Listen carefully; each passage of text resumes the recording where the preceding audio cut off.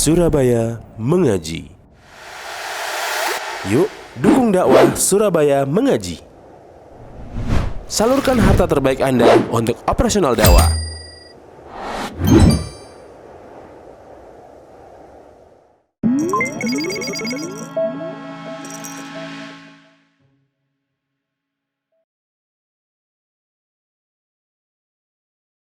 Alhamdulillah wassalatu wassalamu ala Rasulillah amma ba'd. Ikhwani fillah, di sini ada pertanyaan. Ketika saya sholat membaca surat Al-Fatihah, merasa ada ayat yang saya baca kurang tepat, entah itu makhraj atau panjang pendeknya.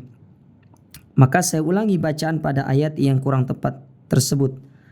Lalu di akhir sholat melakukan sujud sahwi dengan pertimbangan bahwa terdapat penambahan rukun. Apakah yang saya lakukan telah benar? Bila jawabannya belum benar, apakah sholat saya yang melakukan sujud sahwi karena mengulangi ayat di Al-Fatihah yang dirasa kurang tepat juga harus diqadha, Ustaz? Taib.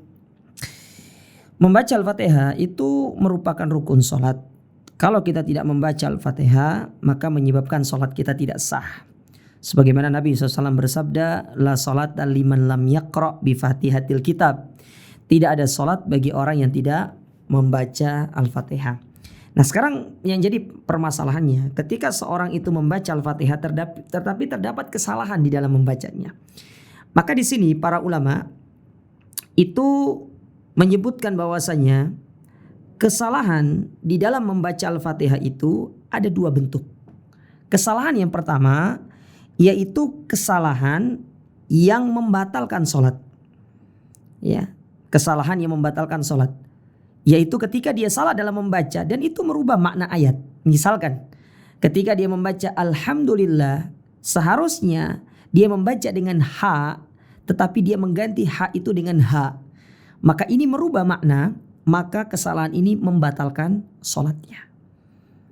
Sedangkan yang kedua, yaitu kesalahan yang tidak membatalkan sholat, ya, yaitu kesalahan yang tidak membatalkan sholat, yaitu ketika dia membaca huruf tersebut atau bacaan Al-Fatihah tersebut, tetapi tidak sampai merubah makna dari ayat tersebut.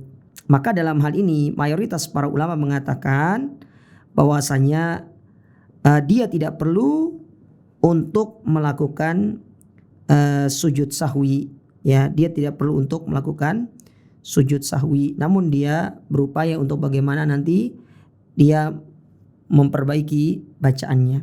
Maka dilihat, ya, kalau sekiranya bacaan tersebut sampai merubah makna, maka dalam hal ini itu merubah makna dari Al-Fatihah tersebut, berarti itu membatalkan sholatnya. Akan tetapi kalau ternyata ya bacaannya tidak sampai merubah makna, ya, maka itu tidak membatalkan sholatnya dan dia tidak perlu menggantinya dengan sujud sahwi.